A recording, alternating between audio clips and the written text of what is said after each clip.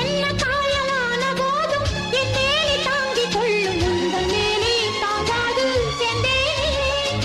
எந்தன் காதல் என்னவென்று சொல்லாமல் ஏங்க ஏங்க அழுகை வந்தது.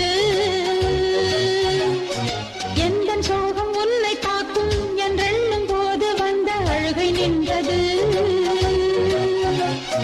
மனிதர் உணர்ந்து கொள்ள இது மனித காதல் அல்ல, அதையும் தாண்டி புனிதமானது.